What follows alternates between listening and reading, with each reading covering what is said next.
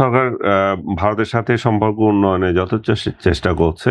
ইউনূস ক্ষমতায় আসার পর যে ধ্বংসটা করে দিয়ে গেছে সম্পর্কের ক্ষেত্রে, সেটা উত্তরণের জন্য ইউনূসের আমলেরই উপদেষ্টা যিনি আছেন, উনি ভারত সফর করেছেন, কথা বলেছেন এবং যেই সুবিধাগুলো ভারত কাট করে দিয়ে গেছিল, সেগুলো আবার পুনরায় চালু করার জন্য বলছেন, ইনক্লুডিং তৃতীয় একটা মানে তাদের সমুদ্র বন্দর ব্যবহার করে আমাদের গুডসগুলো বাইরে নিয়ে যাওয়া, তারপরে ভিসার যে রিল্যাক্সেশন, ভিসার যে কঠিন অবস্থা ছিল, চিকিৎসা সুবিধা, তারপরে বাণিজ্যের কিছু কিছু বিষয়, সবগুলো তো আবার রিস্টোর করার জন্য বাংলাদেশের তরফ থেকে তাদেরকে রিকোয়েস্ট করা হচ্ছে।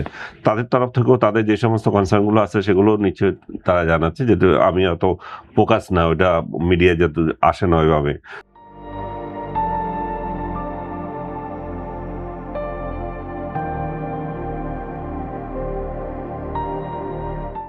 সো আমি মনে করি যে দুই দেশ সম্পর্ক উন্নয়নের ক্ষেত্রে আন্তরিক, এটা যেটা ইউনূসের আমলে যেটা হয়েছিল এবং ভুল বুঝাবুঝি, প্রপাগান্ডা, জেহাদি মনোভাব নিয়ে যেভাবে দুই প্রতিবেশী অবস্থান করেছিল, সেটা থেকে সরে এসেছে। এখন ফলাফল কতটুকু হচ্ছে সেটার উপর নির্ভর করছে। এখন খুব ক্ষত একটা তৈরি হলে তো সেটা 2 দিন পরেই যে শেষ হয়ে যাবে সরকার পরিবর্তনের পরে, সেটা মনে হয় না।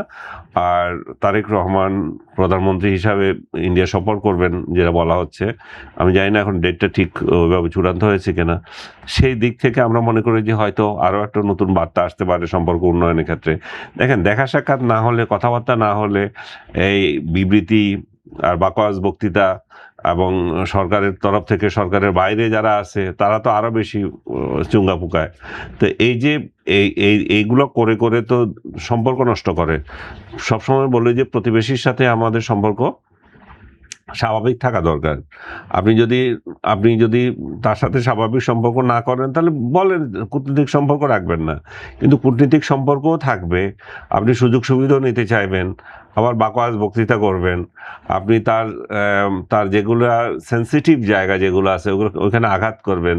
তাদের সেন্সিটিভ জায়গা হচ্ছে 7 সিস্টার, তাদের সেন্সিটিভ জায়গা হচ্ছে যে সীমান্ত নিরাপত্তা, বাংলাদেশ থেকে অনুপ্রবেশ করে বা সন্ত্রাসী কেউ গিয়ে সেখানে যাতে কোনো কিছু না করতে পারে, বাংলাদেশ যাতে তার সয়েল তার বিরুদ্ধে ব্যবহার না করতে পারে, সে সমস্ত ইস্যুসগুলো।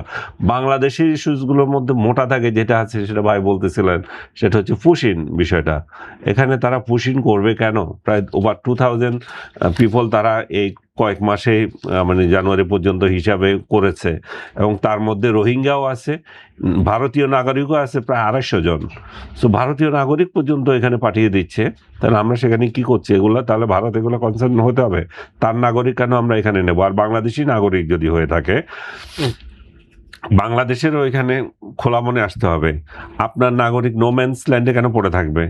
আপনি সেখানে তথ্য যাচাই করেন, যথাযথভাবে অ্যাড করেন। ভারত যদি তালিকা দিয়ে থাকে, তালিকাও আপনিও সেই যথাসময়ে সেটাকে অ্যাড করেন। আপনার নাগরিক যেতেই পারে, ওর নাগরিকও যেতে পারে। দুই দেশের যখন সীমান্ত যখন সুযোগ সুবিধা পায়, অর্থনৈতিক সুবিধা পায়, এটা পৃথিবীর সব দেশে হয়, এটা নতুন কিছু না। এবং মায়ানমার থেকে আসতেছে না, মায়ানমার সীমান্ত তো আরও উত্তপ্ত, সেটা নিয়ে কিন্তু আমরা অত কথা বলি না। মায়ানমারের সীমান্তে কি হচ্ছে, সেখানে মুসলমান বলে তাদেরকে আমাদের এইসব দেশে পাঠিয়ে দেওয়া হচ্ছে। মুসলমান এবং চিটাগংয়ের লোকদের সাথে ভাষায় মিল আছে, একই ঘটনা। মুসলমান এবং ভাষায় মিল আছে, তাই তার নাগরিকদের পাঠিয়ে দিয়েছে। এখন প্রায় 15 লক্ষ নাগরিককে আমাদের পুষতে হচ্ছে। আর সীমান্তগুলো কি করছে? ওখানে মাইন পেতে রেখেছে।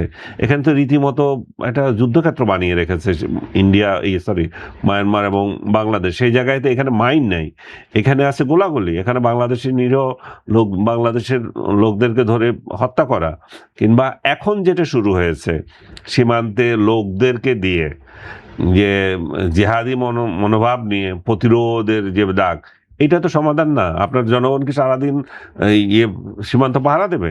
জনগণের দায়িত্ব হচ্ছে সীমান্ত পাহারা দেওয়া। সীমান্তের জন্য তো বিজিবি আছে, আর ওদিকে বিএসএফ আছে, তারা করবে। এবং তাদের মধ্যে যে ডিসপিউটগুলো দেখা যাবে, সেগুলো কূটনৈতিক উপায়ে সমাধান করবে, এবং এই সমাধানের অংশ হিসাবে তারা বৈঠক করে। যেমন এই মাসে তারা প্রথম 7 বা 10 তারিখে 10, 11, 12 বোধহয় যে মিটিংটা করেছে, মানে কি 8, 9, 10 যে মিটিং করেছে সেটা হচ্ছে ওইটারই অংশ।